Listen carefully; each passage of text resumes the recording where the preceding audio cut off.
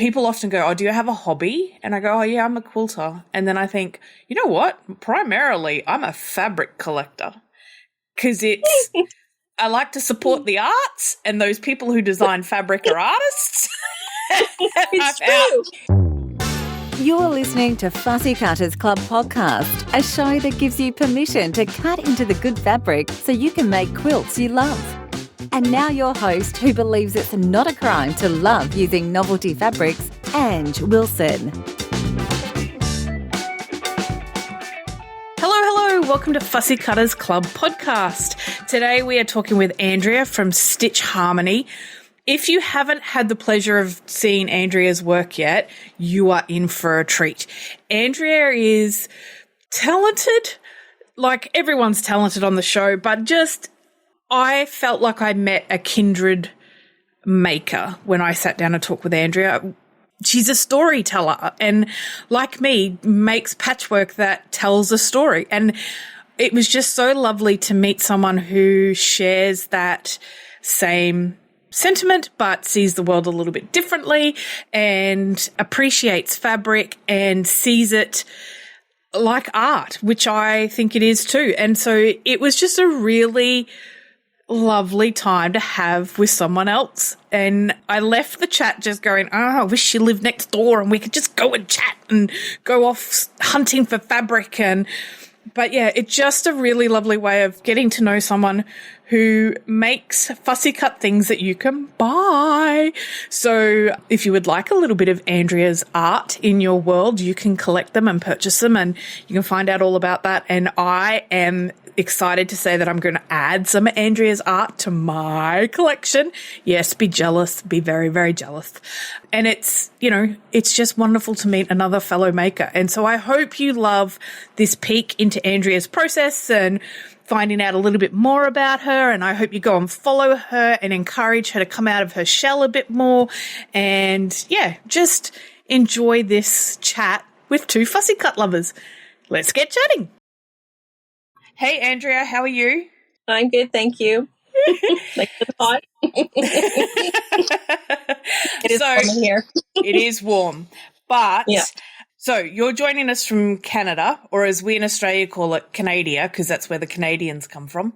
And so it is summer for you guys. Well, it's winter for us, and you've just celebrated Canada Day, which is a lovely thing to celebrate, from one Commonwealthian to another. So for those of you that don't know you, haven't had the pleasure of seeing your work, can you tell us a little bit about who you are and what you do? Well, my name is Andrea, obviously. I'm StitcHarmony, so it's all one word. And I create everything. My main thing is pincushions, but I also sew a lot for kids as well. So I have my own little shop, and I've been sewing for quite a while, since 2011. So It's been a long road, but I love it. And so I found you via your pin cushions, which somebody else sent me and went, you need one of these for your collection, and sent it through. And so your pin cushions are fussy cut works of art. They're based on the Tell Me a Story block from Amy Friend, who we've had on the podcast as well. And they've got a little pouch for everything and place for your pins. Now, can you tell me why pin cushions? Like why?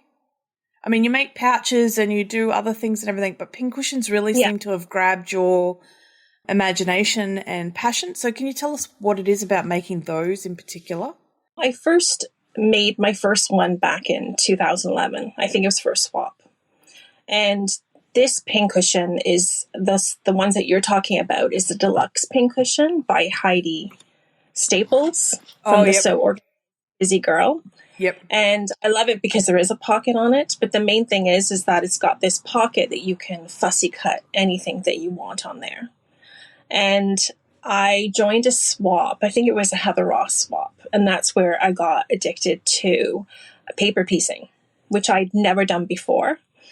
And I bought Amy's book, Intentional Piecing, because I looked up online and there wasn't anything out there to tell you how to do it. So I needed something to show me how to do it.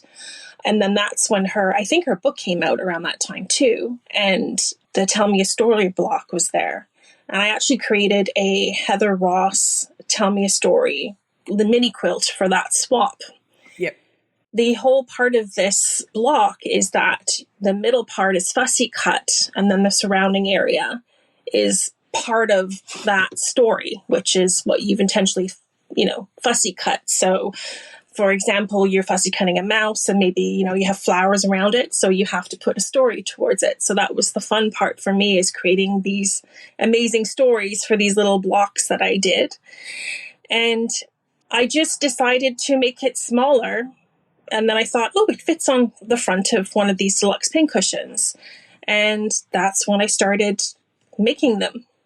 And I think the first sale I had was 2016 was my first sale, and they sold out in 10 minutes. Yep. Which was crazy. But I think it's because of the fact that they are fussy cut. And, when you use something really cute in the middle, something rare even, people love it. And then I would always put a story to them as well, which, was a lot of fun to do. And I still do that with most of my pincushions.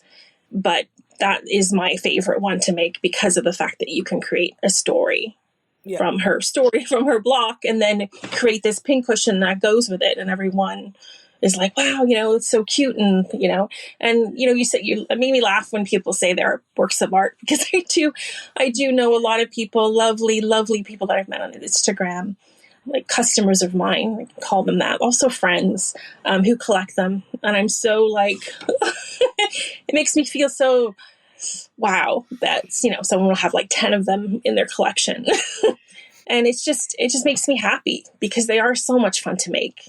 And, anytime I get new fabric or I'm searching for something, I always find a pincushion in there. Like I can be looking through, my Heather Ross stuff, and then I'll find something I've never used before. And then I'm like, okay, I need to make a pincushion out of this. So I write it down. Same thing when I get a new collection of something, whether it's, Ruby Star Society or, one of their newer items, or even new Heather Ross, same thing. I'm like, I need to make a pincushion out of this. So I am the same with my patchwork, and it's really funny. The more I talk to fussy cutters or people who are primarily fussy cutters in the way they use their fabric, we have this storytelling kind of weaving through our work. And it's really interesting how for me, I find it interesting that the human psyche needs to have some sort of connection with what we're doing. And as artists, because I think we are artists. I think everyone out there that's doing something creative is an artist. And I struggle with that label, but internally I'm like, yeah, I'm making art.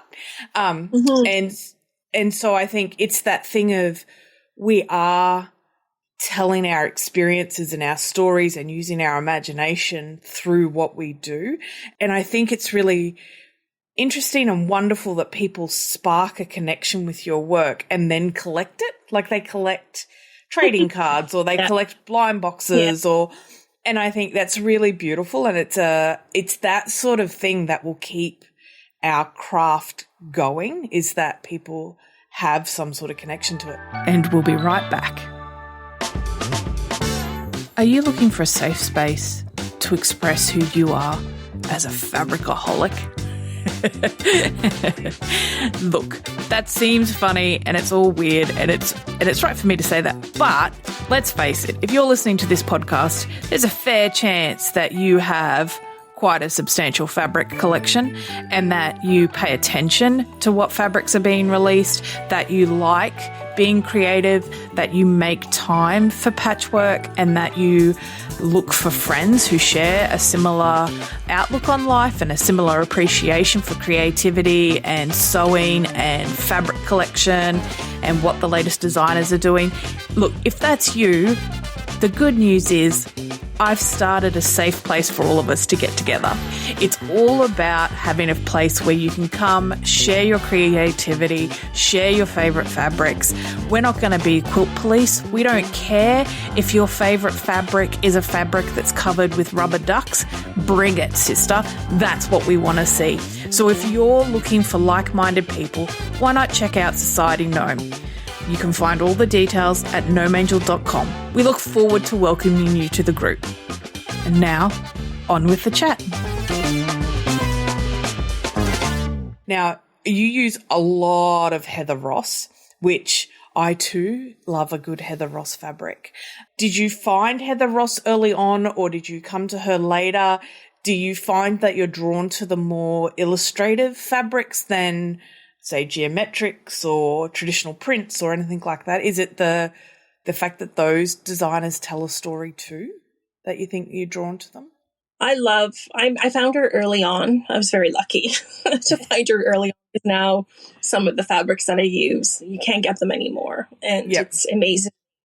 But I love all fabric, but I do love a good illustration. Yeah. I do love, because I went to school for art. That's what I did. And I just love the line drawings of some of the fabric creators that we have that are absolutely amazing. And Heather Ross is one of them that I absolutely adore. But I love Sarah Jane. She was one of my first I ever bought. I had a little girl and I loved her artwork. I found her on Etsy and I loved her artwork, and I shared her artwork with friends who had daughters as well. And her collection was actually one of the first ones I ever bought, which was Children at Play. Yeah. And it was her first collection. And it was like, again, sucker for the illustration line drawings. Anila Hui, I love her too. Oh, yeah. Yep. I love her line drawings as well. But I also love Tula Pink as well. Yeah. I love her. She's an incredible artist. But I find it hard to make her the storytelling pincushions because she has these huge illustrations. But, I did buy her recent smaller illustration ones, which I can't wait to try these pincushions. But yeah, and even the Ruby Star Society girls, Sarah Watts, I love her. Yeah. I love her. And as well, and Rashida, those girls are just incredible. And then Tasha Noel was another one that as well. I bought her Little Red Riding Hood as soon as it came out. Yep. And my newest favorite is Jill Howarth. Yes, I was just about to say Jill. I love her illustrations. It just takes me back to childhood. And again, it's the whole story, because I agree with you that these fabric designers have all these little stories behind their collections, and people say to me, "Oh, you're so good at putting fabrics together." Well, I find it easy because these, they all weave their colors in with each other. They use the same colors over and over again. And, they'll use a color from a line from 3 years ago into the new one. And it just makes sense. It doesn't, it just all goes together. And you can create some amazing things. And it's just, I love fabric. I do. Me too. So much, and I just think, wow, I have more than I need, but I love it. And I think it's a new art form for me. When I started sewing, I'm self-taught. I only started sewing in 2011. My friends bought me a white Singer for my hen night, and I pulled it out, and my daughter was 1.5 because I needed to make her something. Yeah. And that's when wow, there's art in fabric. Yeah. It's people would say your grandmother's quilting anymore. There's so many amazing designers. It's just incredible. But our quilting will be our kids' grandmother's quilting. That's the thing. The people are it's not your grandmother's quilting anymore. And I'm give it a generation and it will be. It's... Yeah. I'm sure those grandmothers at the time were this is amazing. I know, and there's so amazing, when you see the QuiltCon and stuff, and you see these incredible works of art, and they don't even have any fussy cut in them, just thread, and someone's just created something incredible. It's so much fun. And I never knew that this world was like that until I discovered it, and I was wow. I was And exactly the same. this is where my outlet is. I quit my daughter was 3 because I was just reached a glass ceiling in my work and I just was miserable. And I decided that I'm going to sew. And, I used a lot of my lovely fabric to create things for babies and kids, and it sold really well. And I discovered Instagram, and it all came into fruition of all these amazing quilts and mini quilts and all the stuff that people are making. And it's just, it's so much fun. I love it. I really enjoy it. It is an outlet for me.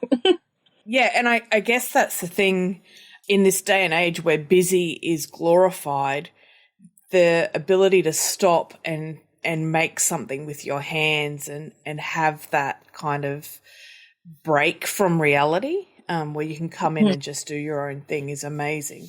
Now, I am in love with all of your pincushions, and I have a question. Do you make larger quilts, or is it just minis? And I say just minis, I mean, that massive amount of work goes into them. But is there other things that you do that you in the quilting space, cushions, or I think you guys call them pillows, or do you like the gratification of a quick finish? Oh, I do everything. I have made a few quilts. I've joined a few bees in the past and made some bigger quilts where the girls have sent me blocks and stuff, which are, around my house.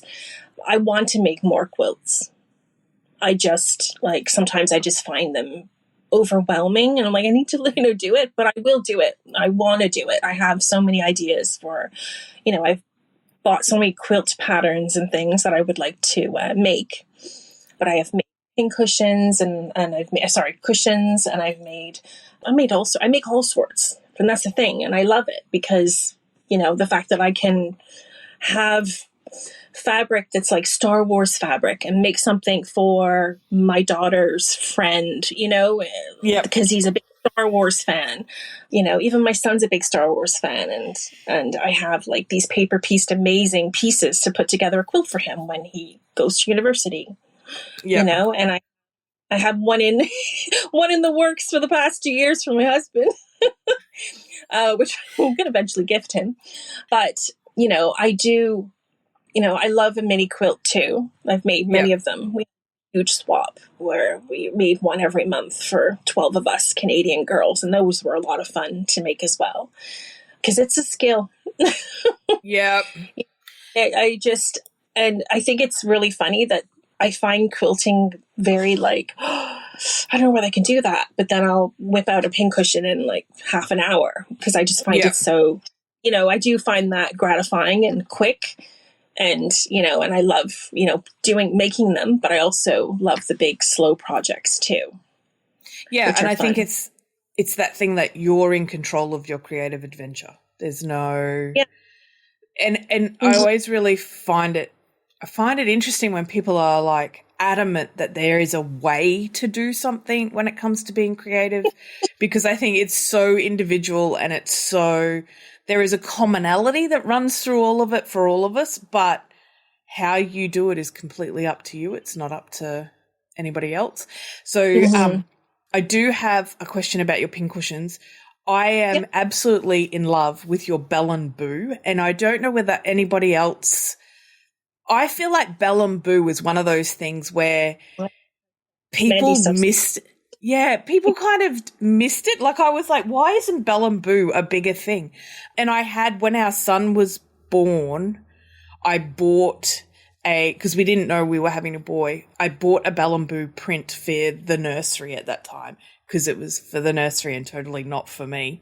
And I just used to stand in front of it and look at it for ages because Boo, the rabbit, is just so cute, super cute. And so you've made this amazingly delightful pincushion with little fussy cut bunnies in the surrounding fabric. And it's just amazing. And then you've paired it with, because you're multi-talented, you've started making your own pins. And so you've got it paired with a white rabbit pin. And it's just so cute. So what got you into making, I'm assuming that pins was a natural progression from making pin cushions, but you make them and sell them now as well? I do. I do. I started making them, I think they were for a swap that I did, an under the sea swap back in like 2013, maybe 2012. And because I have art in my background, like that's what I went to school for. I used to draw and paint and everything too. I just was like, I want to try and do this. And they're so tiny and it was really hard, but it was fun. And I do enjoy making them. They're just very small. Yeah. And they are, but I do love them. And, you know, when I do have time, I do make them with my pin cushions to sell. You know, they'll come with the pins and stuff because they are fun to make. But they are very time consuming because they're so tiny. But I do love them. And I wish I had time to make a lot more of them. Again, more ideas in my head. Like I'm the worst for that. I see fabric and I'm like, I know what I can make with that, and I buy it. And then I put it away, and then I'll find it like, you know, a year later and be like, oh, I remember what I bought that for. I'm going to do it now. Yeah, I feel you. And Boo as well. When I had my daughter, I remember seeing Mandy's art, but you couldn't get it. You couldn't get it in the States, and you couldn't get it in Canada. You could only get it from England, and you had to pay a lot of money to get it over. And then you guys had it at it was a Spotlight store. Yeah, very jealous. Yeah. Lovely print. You go, what is the Spotlight store? And I have a friend that lives in Australia, and I was like, where's the closest Spotlight store? But she never was able to go for me. And then we finally have someone here now who distributes it, like a Canadian who has it in her.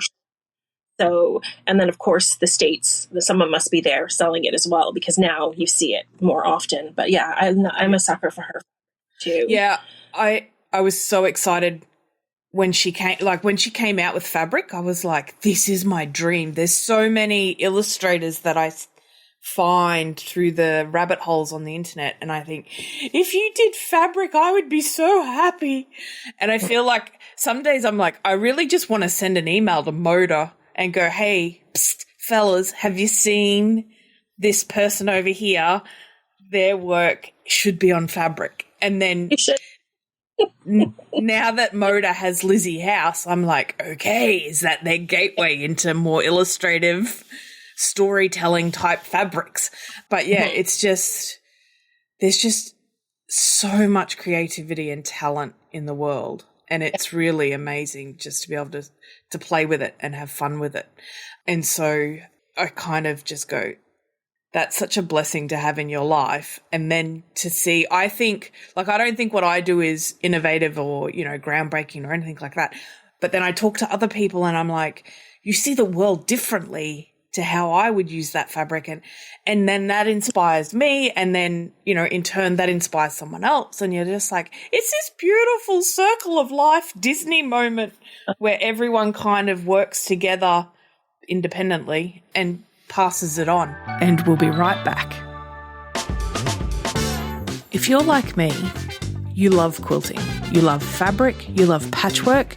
You love everything to do about it. When you're not doing something for work related or family related, or you've got free time on your hands, what you're thinking about is quilting. Quilting, quilting, quilting, fabric, fabric, fabric, patchwork, patchwork, patchwork. That's all it is. If this is you, then I have the challenge for you. 100 days, 100 blocks. It's a simple challenge. I ask you to sew one patchwork block a day for 100 days. If you're interested in sewing along with me for 100 days as we make a 100 block sampler quilt, then check out all the information at gnomeangel.com. Click the link in our bio and description for more, and I can't wait to see you there and to sew along with you. And now, on with the chat. Is there in your collection, are there pin cushions you make and then you can't part with, or you don't part with? Do you keep? I had some, but I actually sold them for, I believe it was for your country. They had fires for the fires.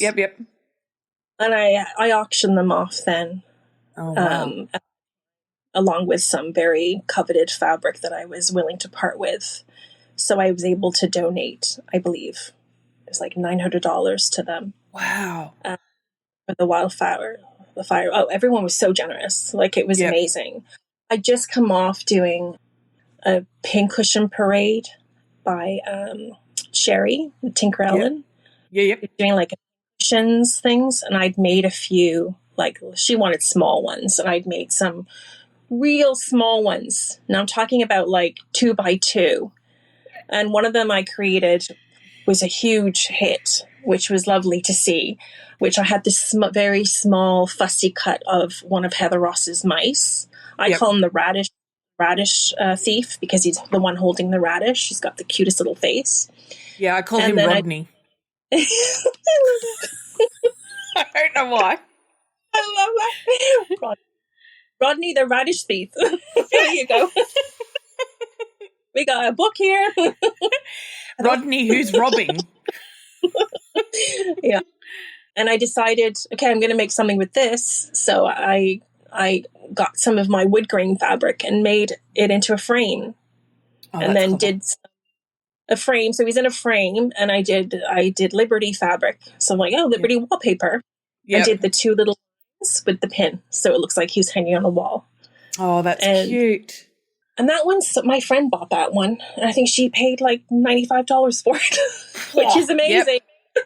Which is brilliant. But it all went to, charity. So I was very happy with that. Do my little piece. But I don't have pink cushions that I have ones that I've made that I'm not happy with. I'm like a bit like, not so sure about them, but not many. Most of them I do end up selling, or ones that I've held on. I eventually give up and sell them or gift them. So I can another one. I can always make more if I have to. Yeah. I know the theory behind I can always make more, but I very rarely come back to the same place, if that makes sense. So I do have a question about your fabric stash. I was looking through your stuff, as I am wont to do, and you have a Heather Ross pink and green gnomes, which I had never seen before. Used to sell fabric on Spoonflower. Spoonflower. Yeah. And I was extremely lucky back in the day. We're talking about like 2012, when everyone was, trying to find her stuff, and someone sold me their Spoonflower stash. So I was the recipient of these lovely gnomes, as well as her macaroni love story, which is... Yeah, the macaroni's amazing. Which is really cool. And then lots of a few mushrooms, but mainly gnomes and the macaroni love story, which was really cool to receive. And I didn't pay an arm for it. This woman was very generous and just wanted to get rid of her stash because she wasn't sewing anymore. Yeah. And I think it's amazing I know we're going on the Heather Ross tangent, but I just find like her, like Tuller Pink as well, like people are still discovering these fabrics. And it just amazes me how timeless it is, and how, I have people coming to me and saying, oh, I can't believe you have that fabric. I just discovered her. It's like, what were you doing before? were you quilting me? Where have you been? Where have you been? Yeah. Like, what were you doing before? Because I just think, especially it's usually people that have sewn their whole lives and they've quilted, but they've never used cute fabric. They've always used, the basics and, the just pattern stuff, the classics, I call them. Yeah. But they just started discovering her. And I think it just amazes me. It absolutely amazes me. Like you say with Lizzie House, right? I'm so happy she's bringing out more fabric because I love her stuff too. I cried. Like I'm not ashamed to admit that I actually shed a tear when Lizzie was like, I'm coming back. And I was like, yes, I am so excited. And it is, but they're not, it's really funny because So I came to quilting late. I don't have a family history of quilting. I grew up in the tropics, so it's not like, quilts were an everyday occurrence. And for me, finding fabric I love I equate it to going antiquing, right? Like it's the thrill of the chase and the hunt and then that excitement when you find it. And I have paid stupid amounts for Heather Ross gnomes in my life because I needed them. But it's that sort of thing. Like I would totally watch a show based on American pickers, but American fabric pickers. Like, oh, yeah. And when we go on road trips or we travel internationally, I'm going into quilt stores hoping to find something from years ago that they've still got on their shelves that no one else has found yet, and it's that thrill of the chase. Yeah.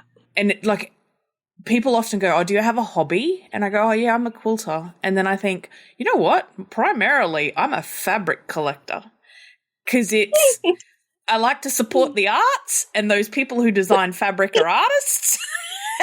It's true. So that's how I argue with my husband. That's how I tell him, like, oh, it's, one of these days when I go and if something happens, you have all this to sell and you're going to make lots of money. Because like art, it appreciates with value. People are still looking for We did our wills a couple of years ago. Like we updated our wills when we moved and we were in at the solicitors and the guy's like, all right, you got to go through everything your own and where you want it to go and da-da-da-da. And I had come pre-prepared with a list of fabric designers and people that like friends in my circle. And I was like, this designer has to go to this person and this designer has to go to and he's like, he starts writing it down and then he's like, oh, just give me the paper and I'll put it in with it. It's really important. People are going to understand and appreciate. Mm-hmm. It is very important. I do not want to see my fabric being used to clean the car. There's that old thing goes around that your husband will use them to. Curb waiting for someone to pick it through it, like for free or down at the Value Village that we have here, which is a secondhand store. I'm either going to give it to friends, my quilting buddies who are all on Instagram, or I'm going to tell my husband, no, you can't, you got to sell it or give it to someone to sell for me or something, or just to, because I've got a lot of fabric, as I'm sure you do too. Yeah. I love, even when I'm there's a few pincushions that I will continuously make because I have, an abundance amount of it. But I love diving into my collection and looking for those fabrics to create that pincushion because I'll always find something else to make, another pincushion to make. I think my most requested pincushion is the Strawberry Thief, which is Sarah Watt's bear with Kimberly cuts strawberries around it. Yep. I think I've sold 25 of those. So I'm so happy she's bringing out Teddy and the bear because I need more of those. Again, it's that thing of yes. And I don't know whether, I would never email. No, that's a lie. I've emailed Chula Pink and go, could you please bring something out? But I would never be, I would like to think I would never be so presumptuous, but I've just confessed I would be. But I feel like going, do they get lots and lots of emails from people or comments on social media going, could you please do this? Could you please do that? I need more of this. Is there, or I wonder, do they think, oh, I'd really like to revisit that. And so they bring it back. But yeah, but the Teddy, the strawberry picker one that you've done is a classic combination. And I was talking to Christy Lee from Quiet Play yesterday and I was saying, she's beautiful, right? She's wonderful. But I was saying to her, it only dawned on, we flew this week. And it only dawned on me while I was sitting on the plane by myself thinking about life, I like pink. And for a long time, I would be like, oh, pink's so cliche for a woman to like. Pink's girly. Pink's I was so anti-liking pink. And when I said to Christy, I realized I really love pink. And she's like, dude, your logo is pink. your color that you use all the time is pink. Like, you use a lot of pink. And I'm like, oh, yeah. And then she said the way that she works out what favorite colors she has is to go to her fabric stash and go, what fabric color do I have the most of? Like, what's... And so when I think about my collection, I'm like, oh, yeah, I do have a lot of pink. But when I saw your Teddy Strawberry Pickers pincushion, I'm like, oh, that is such a classic combination because it's one of my favorites. It's pink, black, and white. And that is, it just reminds me of the Pink Ladies from Greece who were like the epitome of cool when I was a kid and their jackets. And so it's not surprising to me that that's one of your most popular ones, but it's just, yeah. I mean, like I said, when I'm looking for inspiration and I'm struggling with my sojo, I come and look at your account and Rosie Taylor Crafts and there's a whole slew of fussy cutters who make amazing stuff. So I'm very thankful and grateful that you do it and that you share it with the world. I'm also very grateful that you came on the podcast today. So thank you very much. I will put all of the links to your stuff in the show notes so people can go and check it out. Do you have an email newsletter where people can sign up to find out when you're releasing new stuff or? Unfortunately not at the moment. I mean, it's something that I would love to do eventually, but I haven't had a pincushion sale in a really long time. So I'm going to be having one next Friday. One of my first in a long time. It's been a while. So I'm like, next Friday at 8 p.m. my time. Time conversion, come on. Yeah, I just announced it today because I'm like, okay, I need to have one because it's just something that I love to do. And I haven't had one in a long time because I haven't been able to sew creatively. I think COVID kind of killed me a little bit with making masks and things like that. But I get back into it because I love it and I enjoy it. It just fuels my soul. It just fuels me, makes me feel happier and, and I miss it. I will be having another sale. Yes, I've already marked the calendar. I will be there. I think it's really interesting. I used to downplay creativity in life and the need for creativity. And I know I got sewing when we were doing IVF and the gynecologist at the time, or our IVF specialist, I remember being in his office, like clear as day, and him going to me, you need to get a hobby or you are going to implode. Like, there is just too much stress in this body for anything to work. And I was like, I don't need no hobby.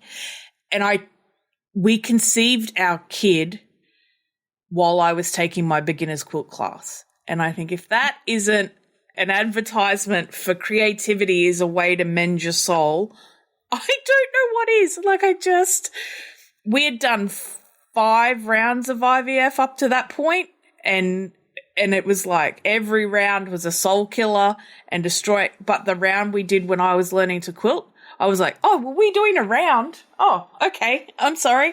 I was too busy playing with fabric. So yeah, it is really interesting to see the impact that COVID had on our creative community, where some people found that creative outlet through COVID, where others, their creativity was tapped because it was used for, I was going to say more important, but everything's important. It was used for different outlets like mask sewing or making stuff for people who were in hospital struggling and all of those sorts of things. And I think it is really lovely to see people coming back that might have gotten that burnout from COVID. So I am very excited for the Friday. When you people hear this, it's going to have been gone past, done, gone, and you're going to be spewing that you missed out, and I'm going to have bought everything because I'm going to delay releasing this until after. So follow Andrea on Instagram and you'll find out all the details of when her next pincushion sale's coming up. You can order pincushions through her Etsy store, which I will have the links to as well. Again, if you're looking for inspiration, I highly recommend following Andrea's account. It is just a goldmine of wonderful. So thank you so much for joining us, Andrea. Thank you so much. So lovely. Thank you. Thanks for listening to the Fussy Cutters podcast. Enjoyed listening? Why not subscribe so you'll never miss an episode? Did you know the quickest way to the heart of any podcaster is to leave a review or recommend the podcast to a friend? It's true, it is. Until next week, get out there and fondle that fabric.